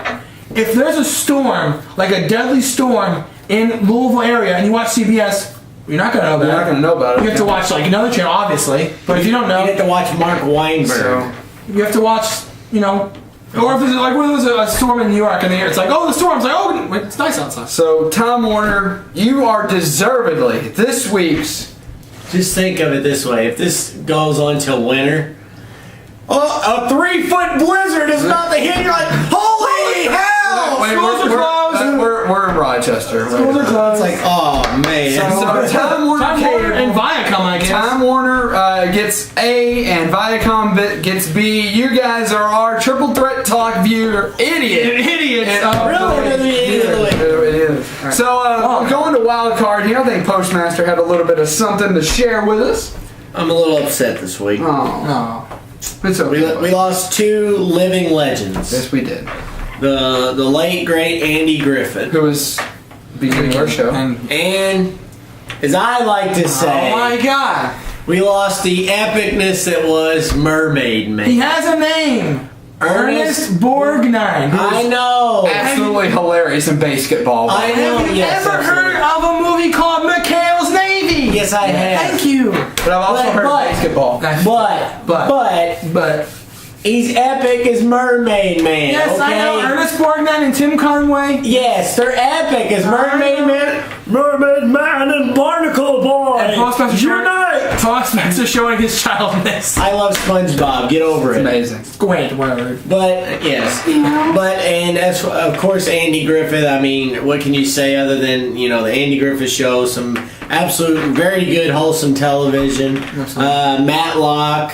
Oh yeah, Matlock. Absolutely. He did a lot of things. He was a singer. A lot of people don't know that he was a very good gospel singer. He did some stuff with Brad Paisley just here recently. Right. Our definitely thoughts and prayers with the Griffith family and the Borwine family will definitely be missed. And Doc or Big B. I'll go mine real quick. It's still in development, but we are going to do an OVW documentary. It's going to be about the training classes that Nick Dinsmore and Eugene teaches at the OVW Danny Davis Arena. It's still kind of new right now, so not a lot of details known about it, but it's going to be a very good documentary. A lot of information as things happen. We'll keep you posted, but that's my wild card. It's happening. We're doing more things. We're trying to get more things out there, so that's pretty much mine. Yes. So my wild card this week is a little known fact about the doctor is I like to cook on the side. I like to cook. Okay. Why don't you made us anything? Huh? Why didn't you cook on the show? When we're here so late. Well, how am I going to cook? Maybe we should bring Chef Gordon in and just. We should do a segment on the show where we watch you cook and we film it. Okay. I'll do that. All right, I'll do that. Should we have them cook scallops? They're skulls. It's outside or something. We could shoot a segment outside, early one day and fit it into the rest of the show. We could do a pre-film, something like that. Anyways, the Kentucky State Fair is coming up. The Evan Williams Whiskey Cooking Competition. I have entered it. You have to use Evan Williams as an ingredient in a dish. I'm not going to tell anyone what I'm cooking, but I am a participant in this. So I've entered it, and I'm hoping I do well. Winner takes home a fresh $250. So it's definitely a well sought after event, and I'm hoping it goes well. Part B of my wild card concerns Big B. There's a B. There's a Part B concerning Big B. Postmaster will be unable to attend because of his work schedule. But next week, as we all know, The Dark Knight Rises starts in theaters. Our local theater, Rave, is doing an amazing promotion. For $25, you get 3 movies starting at 6 p.m.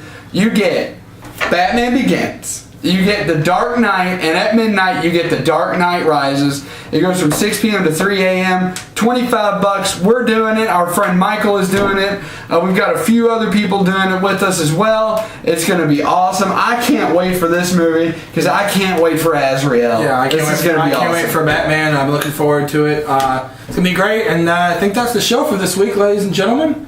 That is the show. What? Just a quick.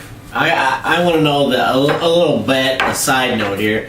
I would think if you're going to be at the movie theater from 6 p.m. to 3 a.m., that's almost 12 hours for the 9 hours. I said, 9 hours of a movie watching. Yeah. I'd say the over/under on the doctor having to go to the bathroom is at least 8. At least under over 8. At least 8. It'll be under. I'll tell you, the last 2 movies I've sat through, Amazing Spider-Man and Ted, not once. No, wait. Are you going as during the movie or during the intermission? Intermissions. No. Over under. During the movies, including intermissions. There are 2 intermissions. Intermission does not count. Yeah, there are 2 intermissions. I'm counting. It doesn't count. You can't count intermission. In the movie only. During the movie. Yes, because we all know how the doctor. Yeah, honestly, I think he'll get to at least 4 within the 2 movies because number 1, he's seen both those movies twice anyway. Yeah. Yes. So I'd say 2 during Batman Begins. Mm-hmm. Yeah. Once during intermissions, that doesn't count. Yeah. 2 during Dark Knight. Yes. And I say 0 during Dark Knight Rises. Oh yeah. So I'd say at least 4. And see, here's the thing. Also, you're gonna be sitting in the theater for 9 hours. So you're gonna want to get up and get a little bit of something to eat or drink. I know. So what I'll do is I like this challenge. I do. So what I'm gonna do is I'm gonna tell Big B what I'm gonna do. I gotta know. I'll tell the only reason I brought this and I'll be honest about it. The only reason I brought this up is because we all know that the doctor sometimes has issues with going to the theater and not finishing a movie without going to the restroom. I've got it's a small bladder. I don't care. I'll be honest with you. There's sometimes I struggle to make it through the show. It's quite funny. All right. So after that personal tidbit, it was funny though. It's funny. It's funny. I mean, it's not like I don't have accidents or anything. He's laughing about it. I have a small bladder. It's all right. After all that personal issue, it's not like we call him Ted. Yeah, no. All right. Everybody's got a small bladder. If you want to like us on Facebook or Ted on Facebook, you can like us on Facebook.com/triplethreattalk. You can follow us on Twitter @triplethreattalk. And you can send any comment or question you have at triplethreattalk@yahoo.com. So Triple Threat Talk. This is Big B. This is the doctor. Or Ted. This is Postmaster Jones, and I gotta go get some parsnips. This is Big B. And looking forward to Batman next week, everybody. And take care. See you later.